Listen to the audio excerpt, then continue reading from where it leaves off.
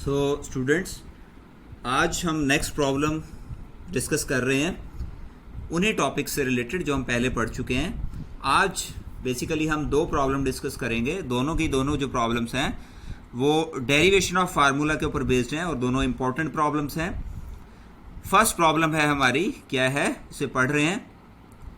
Assuming critical velocity of a viscous liquid flowing through a capillary tube depends upon radius of the tube। किस किस चीज के ऊपर depend कर रही है? देखिए क्या क्या दिया हुआ है क्वेश्चन में। Radius of the tube, density, coefficient of viscosity of liquid. हमें क्रिटिकल वेलोसिटी का जो एक्सप्रेशन है वो बताना है। देखिए ये क्रिटिकल वेलोसिटी क्या होती है, ये हम अच्छे से अपनी 5th यूनिट में पढ़ेंगे, इसको 6th यूनिट में, 7th यूनिट में। तो इसलिए अभी से इसके लिए कुछ परेशान होने की ज़रूरत नहीं है कि क्रिटिकल वेलोसिटी क्या है, तो हम जानते नहीं, क्योंकि मैंने पहले भी बताया कि बहुत सारे फार्मूले और बहुत सारी चीज़ें हम ऐसी पढ़ते हैं जो हम आने वाली यूनिट्स में पढ़ेंगे। बट अभी केवल हम जो है उन फार्मूलाज के ऊपर बेस्ड ये क्वेश्चंस को कर रहे हैं। तो जो वीसी है, क्रिटिकल वेलोसिटी, उसको हम वीसी से लिखते हैं। वो किन किन फैक्टर्स पे डिपेंड कर रही है? Radius of the tube, density of the liquid and coefficient of viscosity. यहाँ प्रोपोर्शनलिटी का साइन हटा के कांस्टेंट हम क्या लगाते हैं? के, आर की पावर ए, रो की पावर बी, ईटा की पावर सी। अब देखिए वीसी जो वेलोसिटी है उसको हम कैसे लिख देंगे? m0 l t-1, और ये कांस्टेंट है के की कोई डायमेंशन नहीं है। आर रेडियस है, रेडियस के लिए लेंथ लिख दिया, और डेंसिटी रो है, रो को हम ml-3 लिख देंगे। और ईटा, देखिए ये नई चीज़ है आपके लिए, कोफिशिएंट ऑफ विस्कोसिटी। इसका मैं थोड़ा सा एक ब्रीफ इंट्रोडक्शन दे देता हूँ। विस्कोसिटी का जो कंसेप्ट है वो देखिए क्या है कि ये एक विस्कस फोर्स क्या होता है? It is a retarding force. It is a force which retards the relative motion between the different layers of a flowing fluid या flowing liquid। एक लिक्विड के डिफरेंट लेयर्स के बीच में जो रिटार्डिंग फोर्स लगता है, जिससे उस लिक्विड को फ्लो करने में बाधा उत्पन्न होती है। जैसे मान लीजिए मैंने पानी को बहा दिया, या मैंने शहद को बहा दिया, या दूध को मैंने बहा दिया, तो हम देखते हैं कि अलग अलग विस्कस फोर्स होता है। शहद ज़्यादा विस्कस है as compare to milk, milk is more viscous as compare to water. तो ये जो विस्कस फोर्स है इसका ये फार्मूला होता है F = 6 पाई ईटा RV। इसके भी ज़्यादा डिटेल में मैं नहीं जाऊंगा, स्टोक्स लॉ बोलते हैं इसको। यहाँ पर देखिए ये ईटा, ये होता है कोफिशिएंट ऑफ विस्कोसिटी। मैं थोड़ा सा फिर भी ब्रीफ में बता रहा हूँ। मान लीजिए एक सॉलिड स्फीयर है, कॉपर का स्फीयर है या आयरन का स्फीयर है, उसको हमने पानी के अंदर डाल दिया, समुद्र के अंदर डाल दिया, नदी में डाल दिया। तो अब जब वो समुद्र में गिर रहा है, फ्री फॉल कर रहा है, तो डिफरेंट, जब वो गिर रहा है तो वो लिक्विड की लेयर्स में से गुजर रहा है। तो जब वो लिक्विड की लेयर्स में से गुजर रहा है तो लिक्विड की लेयर उसके ऊपर विस्कस फोर्स लगाती है in a direction opposite to the direction of motion. जिस डायरेक्शन में वो हमारा जो सॉलिड जो स्फीयर है वो मूव कर रहा है, उसके अपोजिट डायरेक्शन में विस्कस फोर्स लगता है। तो कोफिशिएंट ऑफ विस्कोसिटी ईटा, उसकी ये वैल्यू होती है F/6 पाई RV। फोर्स के लिए हमने क्या लिख दिया? ml t-2, और रेडियस के लिए हमने l लिख दिया, वेलोसिटी के लिए lt-1 लिख दिया। इस सारे को सॉल्व कर लेंगे तो वैल्यू क्या आ जाएगी? ml-1 t-1। Okay, ml-1 t-1। Okay, इसको अच्छे से नोट कर लीजिए, ये आगे भी काफी जगह यूज होगा। ये डायमेंशनल फार्मूला है जो इस समय आपके सामने है, ml-1 t-1 किसका? ईटा। इसको ईटा बोलते हैं, ईटा, कोफिशिएंट ऑफ विस्कोसिटी। तो अब ये डायमेंशनल फार्मूला जो हमने निकाला है इसको हम लिख रहे हैं यहाँ पर। ईटा का डायमेंशनल फार्मूला क्या लिख दिया? ml-1 t-1। ओके,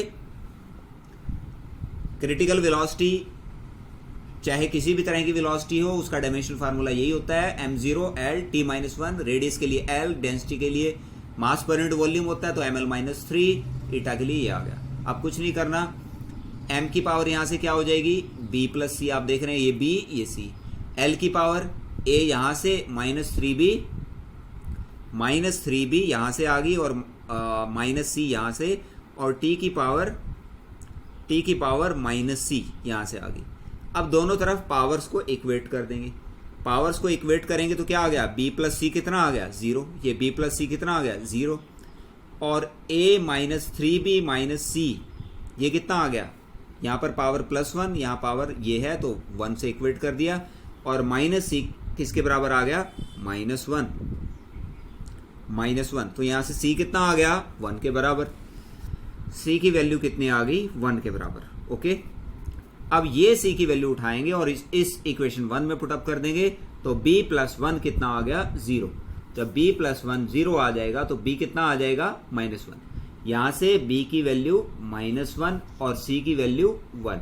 ओके, अब इस b और c की वैल्यू को उठाएंगे और इक्वेशन 2 में पुटअप करेंगे तो ये क्या आ जाएगा, a माइनस 3 -1, और c की जगह हम क्या पुटअप कर देंगे, देखिए मैं फिर से बताता हूं, ये c की वैल्यू 1 आई थी, देखिए ये c की वैल्यू 1 और b की वैल्यू -1, ये दोनों वैल्यूज उठा के इस इक्वेशन 2 में पुटअप कर देंगे तो क्या आ जाएगा, a minus 3 into -1 equal to 1, तो ये क्या आ गया, a प्लस 3 -1 इक्वल टू 1, यहां से a कितना आ गया 1 प्लस 1 -3, और ये कितना आ गया, a की वैल्यू कितनी आ गई -1। ओके, अब a b c तीनों की वैल्यूज हमें मिल चुकी हैं, a की वैल्यू -1 आई, b की वैल्यू -1 और c की वैल्यू +1। अब हम क्या करेंगे, ये वैल्यूज उठाएंगे और इस इक्वेशन में पुटअप कर देंगे, किसमें, इक्वेशन 1 में। जब पुटअप कर देंगे तो vc कितना आ जाएगा, vc देखिए ये आ जाएगा r की पावर -1, रो की पावर -1, ईटा की पावर 1, तो हमारा r और रो ये नीचे चले जाएंगे क्योंकि पावर -1 है, और ईटा ऊपर ही रह जाएगा, k कांस्टेंट ऐसे कैसा, ये क्रिटिकल वेलोसिटी का फार्मूला आ गया। ये हमें बताना था, यही इसने पूछा तो हमने इसको डिराइव कर लिया उसी मेथड से जो ऑलरेडी हम जानते हैं। नेक्स्ट क्वेश्चन देखिए, ये भी इंपॉर्टेंट क्वेश्चन है। क्या पूछ रहा है हमें, पहले तो देखिए किसका फार्मूला बताना है, rate of flow of liquid. Rate of flow of liquid का मतलब होता है volume flowing per unit time, ध्यान से समझिए इसको। Rate of flow of liquid का मतलब होता है volume flowing per unit time. Volume flowing per unit time किसमें से, एक नैरो पाइप में से लिक्विड फ्लो कर रहा है, एक नैरो पाइप जिसमें से लिक्विड फ्लो कर रहा है, उसमें से liquid volume of liquid flowing per unit time किन किन फैक्टर पे डिपेंड करता है, कोएफिशिएंट ऑफ विस्कोसिटी ईटा पे डिपेंड करता है, रेडियस r ऑफ पाइप, और pressure gradient P/L along the pipe. Okay, in factors पे ये डिपेंड कर रहा है, ईटा के ऊपर, रेडियस r के ऊपर, और प्रेशर ग्रेडियंट P/L के ऊपर। ओके, इनको हम प्रोपोर्शनल, हम क्या करेंगे, v is directly proportional to eta की पावर a, r की पावर b, P/L की पावर c। v क्या है यहाँ पर, rate of flow of liquid. यहाँ प्रोपोर्शनलिटी का साइन हटाएंगे और कांस्टेंट क्या लगाएंगे, k ईटा की पावर a, r की पावर b, और P/L की पावर c। ओके, अब देखिए ये v जो है, ध्यान से समझिए, ये वॉल्यूम नहीं है, दिखने में ऐसा लगता है जैसे वॉल्यूम है, वॉल्यूम नहीं है, ये volume flowing per unit time है। एक पाइप है, एक पाइप, इस तरह से एक पाइप है,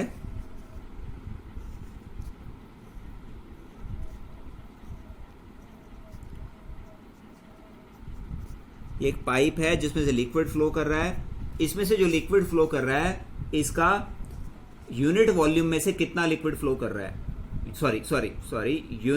पर यूनिट टाइम, पर सेकंड में इस पाइप में से कितना वॉल्यूम लिक्विड का फ्लो कर रहा है, या कितना वॉल्यूम पर सेकंड फ्लो कर रहा है, उसको हम rate of flow of liquid, और इसको v सिंपल से लिखते हैं। और ये क्वेश्चन में दिया हुआ है, इन 3 फैक्टर पे डिपेंड करता है। किस किस पे, देखिए ऐसा क्वेश्चन में दिया हुआ है, एक बार हम क्वेश्चन में भी देख लेते हैं दोबारा से। Coefficient of viscosity eta, radius r of pipe, और प्रेशर ग्रेडियंट। देखिए ये ग्रेडियंट, ये एक नई चीज है आपके लिए। जब ग्रेडियंट वर्ड लग जाता है तो ग्रेडियंट का मतलब होता है, जैसे मान लो वो ये कहता है वेलोसिटी ग्रेडियंट, मान लो बोलता है वेलोसिटी ग्रेडियंट, कहीं टर्म आपको आती है तो वेलोसिटी ग्रेडियंट का मतलब होता है v/L। मान लो बोलता है पोटेंशियल ग्रेडियंट, पोटेंशियल का मतलब होता है डेल्टा v/डेल्टा L।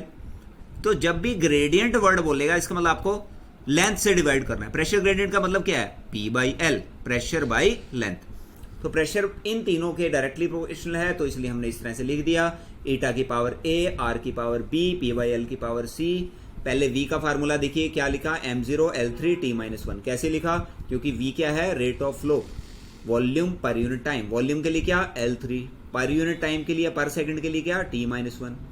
K कांस्टेंट है, इसको भूल जाओ, इसका ये डायमेंशनलेस है। और ईटा के लिए हमने क्या लिख दिया, ईटा अभी हमने बात की थी, तो ml-1 T-1 की पावर A, रेडियस के लिए L की पावर B और P बाई एल। देखिए P बाई एल क्या होता है, P बाई एल के लिए हम क्या लिखेंगे, यहाँ पर प्रेशर है ऊपर, ml-1 T-2 बाई लेंथ। तो ये कितना बन गया, ml-2 T-2, ये बन गया, ओके, ml-2 T-2। तो m की पावर कितना हो गया, a प्लस सी, l की पावर कितना आ गया, -a प्लस b -2c, और t की पावर कितना आ गया, -a -2c। यहाँ हम पावर्स को इक्वेट कर देंगे तो क्या आ गया, a plus C equal to 0। a plus C कितना आ गया, 0 के बराबर। -a प्लस b -2c कितना आ गया, 3 के बराबर। -a -2c कितना आ गया, -1 के बराबर। यहाँ से a प्लस सी कितना 0 है, तो a कितना आ गया, -c। a की वैल्यू -c है, a की वैल्यू मैं इसमें पुटअप कर दूंगा इक्वेशन 3 में, तो ये कितना आ जाएगा, minus into -c -2c equal to -1, okay, equal to -1। देखिए तो यहां से क्या आ गया, प्लस सी -2c -1, तो -c इक्वल टू -1, तो यहां से c कितना आ गया, +1, ओके। c की वैल्यू मुझे मिल गई। अब c की वैल्यू मैं इसमें पुटअप कर दूंगा, किसमें, इसमें, इक्वेशन 1 में। c की वैल्यू कितनी मिली, 1, तो c की वैल्यू 1 पुटअप कर दूंगा, तो a प्लस 1 कितना, 0, a प्लस 1 0 है, तो a कितना, -1, ओके। a की वैल्यू -1 है, a की वैल्यू -1 है, तो यहां से minus into -1 -2c equal to -1, ये हम पुटअप कर देंगे। देखिए a की वैल्यू किस में पुटअप की, देखो ये इक्वेशन है, ये वाली इक्वेशन नंबर 2। a की वैल्यू कितनी, -1, c की वैल्यू कितनी, 1, ये मैं वैल्यू पुटअप कर दूंगा, ओके। तो ये क्या बन जाएगा, ये बन जाएगा, a की वैल्यू कितनी आ जाएगी, -1 आ जाएगी। ये देखो, सॉरी b की वैल्यू, ये -1, a की जगह हमने -1 पुटअप किया, और c की जगह हमने जो है वो 1 पुटअप किया, तो ये -2 हो गया। अल्टीमेटली इस सारे को सॉल्व करेंगे तो b कितना आ गया, 4। तो b की वैल्यू फिर से देख रहे हैं कितनी आई, 4, a की वैल्यू कितनी आई, -1, c की वैल्यू कितनी आई, 1। अब ये सारी वैल्यू उठाएंगे और इस फार्मूले में, जिसको हमने इक्वेशन 1 कहा था, देखिए ये वाली इक्वेशन, ये जो इक्वेशन है इक्वेशन 1, इसमें पुटअप कर देंगे। जब इसमें पुटअप करेंगे तो volume flowing per unit time का फार्मूला क्या आ गया, v equal to k eta की पावर -1, r की पावर 4 और p बाई एल की पावर 1, p बाई एल की पावर 1। यहां से volume flowing per unit time क्या आ गया, ईटा नीचे ले जाओ, k बाई ईटा और p बाई एल ऐसे कैसा, और r की पावर 4, r की पावर कितनी है, 4, ओके। अब k की वैल्यू, मतलब बेसिकली ये फार्मूला हमें डिराइव करना था और ये हमने डिराइव कर लिया। फिर से बता रहा हूं, ईटा की पावर कितनी थी इसमें, ईटा की पावर थी a की वैल्यू -1 रखेंगे तो -1, और b 4 आ गया तो r की पावर 4 हो गया, और c की वैल्यू +1 तो p बाई एल की पावर 1 हो गया, ओके। यहाँ पर कांस्टेंट k की वैल्यू π/8 बेस्ड ऑन मेमोरी। ये बेसिकली एक्चुअली यही फार्मूला, अगर मैंने पहले भी बताया, अगर यहां तक आप डिराइव करके, बेसिकली ये फार्मूला डिराइव हो चुका है, यहां तक अगर आप डिराइव करके छोड़ देते हो तो वो गलत नहीं माना जाएगा। अब इस कांस्टेंट की वैल्यू एक्चुअली हम डायमेंशनल एनालिसिस की सहायता से नहीं बता पाते, तो इसका मतलब हम क्या करें, तो ये वैल्यू आपकी मेमोरी के बेस्ड है। अगर आपकी मेमोरी में है, आपको याद है k की वैल्यू, तो आप π/8 होती है, अगर आपको याद है, क्योंकि अलग अलग इक्वेशंस की अलग अलग फार्मूलाज में कांस्टेंट की वैल्यू अलग अलग होती है, कभी कभी ये 1 भी होता है, अलग अलग होता है। तो कांस्टेंट की वैल्यू अगर आपको याद है तो आप लिख देंगे, नहीं याद है तो ऐसे ही छोड़ देंगे। और के की वैल्यू वैसे π/8 होती है, तो अगर आप वो पुटअप कर देंगे तो अल्टीमेटली ये फार्मूला बन जाएगा। ये हमारा फार्मूला आ गया किसका, volume of the liquid flowing per second through a pipe. Okay, π/8 PR⁴ by eta L. P/L है प्रेशर ग्रेडियंट, R है रेडियस ऑफ द ट्यूब और ईटा है coefficient of viscosity of the liquid flowing. Okay, I think these problems are clear to you. Thank you.